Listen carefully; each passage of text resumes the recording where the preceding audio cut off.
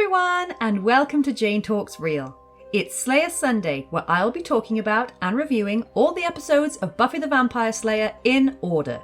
Today I'm looking at Season 2, Episode 4, Inca Mummy Girl. We begin the episode with Buffy complaining that she's been roped into having an exchange student staying with her for 2 weeks, before a trip to the museum where Cordelia is swooning over her picture of her exchange student, Sven. Buffy says she doesn't know what her guy looks like, and that freaks Xander out because he'd assumed she'd be rooming with a girl. We see this kid Rodney, who used to bully Xander, messing with one of the artifacts, and Willow politely asked him to stop. This scene is only here to introduce a rando who will get killed shortly, so pay him no mind. The tour guide leads them into the Inca exhibit, where they learn that this teenage girl got turned into a mummy, but I'm not going to count her human death unless we see it happen. But she is clutching a seal which is supposed to contain the curse. Buffy tells Xander that her exchange student, Impada, is arriving tomorrow night, before continuing the tour and leaving the Inca room. That kid Rodney stays behind and grabs the seal from the mummy's hands, but he accidentally breaks it and Mummy Dearest isn't happy. She grabs Rodney, opens her eye holes, and into the credits we go. It's the next day and Giles is not happy about the whole exchange student idea because he's worried that Buffy's true identity might come out. Buffy wants to go to the dance, and yes! Seth Green is finally here! I am so pumped! Giles finally agrees, and Xander is talking about how friend-zoned Willow is just as she walks in. She's out of sorts because Rodney is missing, and Buffy notes that she didn't see him on the bus back from the museum. They joke that the mummy got him, and realise that being on the Hellmouth, that isn't such a far-fetched idea, so they go back to the museum. They find the broken seal and the mummy still in residence, and this very lively guy who tries to take Xander's head off with a sword. But he runs off again before he can do any real damage. Giles suggests that they get out of there, but a horrified Willow points out that the mummy is now sporting some very Rodney-esque braces. Back in the library, Giles says he has very limited knowledge on mummies, but will work on translating the inscription on the seal, which they straight up stole from the museum. Seriously, does that place not have any security? Buffy suddenly remembers Impada and rushes off to go meet him. He's hanging out at the bus stop when somebody calls his name. He follows the voice, only to be attacked by human beef jerky and kissed into death. Buffy is annoyed that she lost track of time and searches the bus stop for Impada, only for a sexy woman to step out of the shadows and claims that she's the guy they're looking for. Xander is instantly smitten. Buffy shows Impada around the house and Willow questions why she's not a boy. But Xander says it's just a crazy mix-up, and really? They're all just going to accept that? If I lived on the Hellmouth, I would be suspicious of everyone and everything. Even though Xander is treating Impada like a child, they bond and Xander having a romantic interest is like being the defense against the dark arts teacher at Hogwarts. It's never gonna end well. Before bed, Buffy and Impada have a little chat where Impada reveals that she has no friends back home and wants to fit in and be normal, just like Buffy. Yeah, about that. I don't think she's the kind of role model you want. Jump scare dude! The following day, Cordelia is chatting to Devon, and honestly, I don't care. Can we get to Oz already? Yay! Seth Green is here, and I'm so happy! Devon asks Oz's opinion on Cordelia, but he doesn't care because he's not suckered in by everyone with a pretty face. Speaking of pretty faces, Impada is here, and she's introduced to Giles, who immediately asks her to translate the broken Inca seal.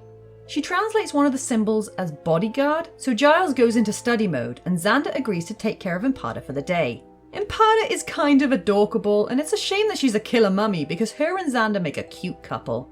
Sorry, Willow. Giles discovers that Rodney's killer was the mummy, and I totally forgot that they hadn't reached that conclusion yet. Better late than never, I suppose. Knife Guy is back, coming from behind Xander and Impada, and wait, where did he come from? Did he climb up the back of the bleachers and hop over? That seems counterproductive. He stabbily asks where the seal is, but when Impada screams, he's distracted so Xander can kick him away. Wait. This dude looks super familiar. Do I know him? Oh, he's Jacob's dad in Twilight. Gotcha. Impada gets all upset and tells the others that the seal needs to be destroyed before stomping off. I guess ancient Incan mummies had teenage strops too.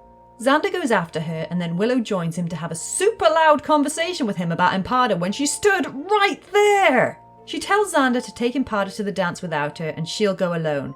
Xander awkwardly asks Impada out, and bless her, she's so nice about it and says yes. Yay! Except she's an ancient killer mummy. Still better than Natalie French though. Impada goes to the bathroom, and seriously, can this guy teleport? Because 1, How did a guy dressed like that manage to wander through the school without being spotted? And 2, Impada was just looking directly into the mirror and didn't notice he was stood right behind her until we, the audience, did. She begs the man to let her live because what happened to her was unfair because she was innocent. The guy replies that tough because she has no choice, but she's a feisty little thing and gets him into a deadly kissing position. I already know I'm going to have problems with this one because I don't know what this dude is. Is he a mystical being from the mummy's time, or is he a regular human sworn to prevent the mummy from rising in this era? Unless they say otherwise, I'm going to have to count him as human. That night, Impada is concerned to discover that the station has sent her luggage to the house, which Buffy offers to unpack. When Buffy says she's going to work instead of going to the dance and gives her makeup advice, Impada compares her selflessness to that of the Incan princess, not noticing that Buffy is unpacking her suspiciously boy clothing.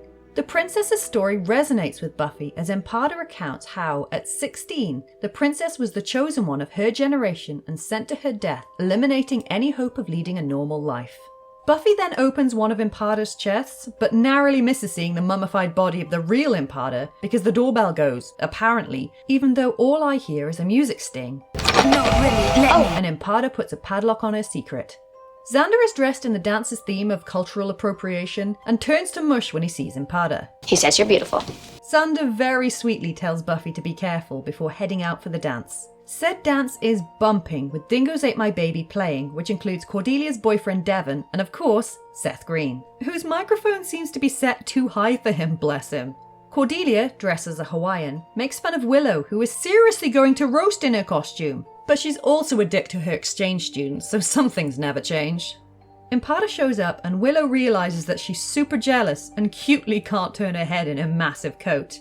Meanwhile, Giles bursts into Buffy's house and tells her that the bodyguard's body has been found, which makes no sense unless his job was to guard against the mummy. Buffy looks at Impada's behaviour in a whole new light and races upstairs to go through her bags. The search turns up all boys' clothes and Impada's body, which is now rather creepily facing the opposite way. Xander asks Impada to dance as Willow looks on, but somebody is smitten as Oz asks, "Who's that girl?" Seriously, my life's goal is to find someone who looks at me the way Oz looks at Eskimo Willow. Unfortunately, it's going to be a little while before these two get together and Oz becomes a main character. Xander and Impada get all snuggly, but when they go to kiss, her hand gets all mummified and she runs off. Okay, at least I can rule out something I said. Giles, in his clunky car, realises that the seal must be the key to stopping Impada, so he plans to drop Buffy off at the Bronze before he goes to the museum to find the other pieces. And in a cute aside scene, Sven complains how annoying Cordelia is to one of her friends. He's not wrong. Impada, meanwhile, has her mummy hands on some guy called Jonathan, making his first appearance here in a minor role, but he will be with us for the rest of the show until season 6, where he plays a major part. But for now, he's just a meatbag for Impada to feast on.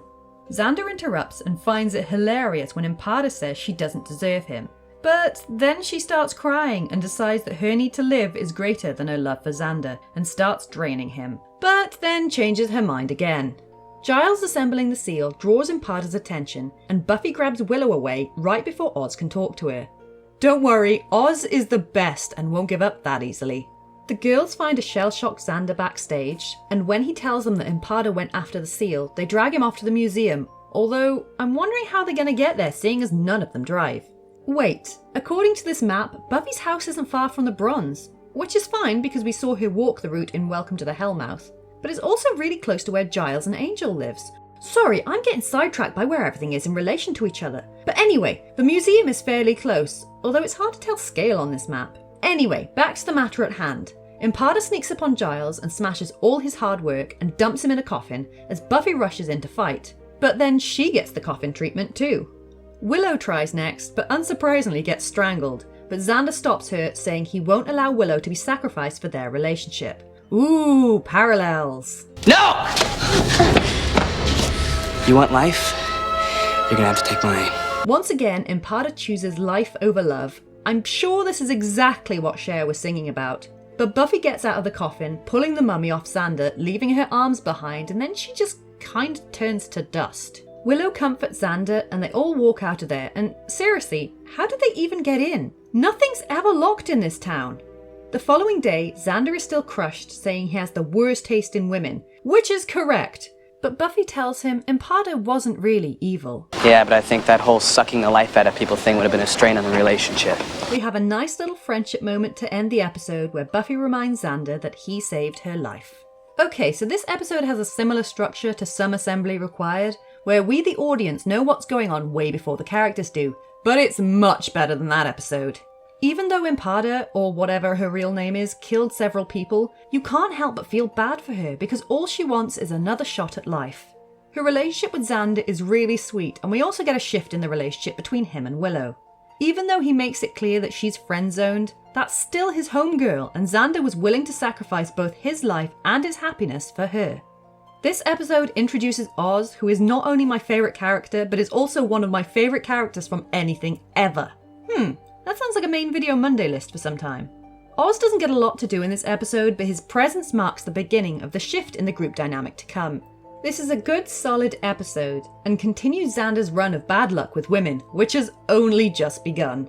This episode adds 4 more deaths to our count, 2 definite humans, Rodney and the real Imparter, and 1 probably human, the bodyguard, all kissed to death by fake Imparter, who in turn is added to the list as our first and probably only mummy death, and she kind of ran out of time to save her own life. That brings our running total to 7 human deaths, 2 transformations, 11 vampires, 1 zombie, and 1 mummy. So there you have it, that was Inca Mummy Girl. Let me know your thoughts in the comments below, or come say hi on social media. If you enjoyed this video, then please hit that like button or consider subscribing if you want more videos like this one. I'll speak to you soon, and don't let the vampires bite.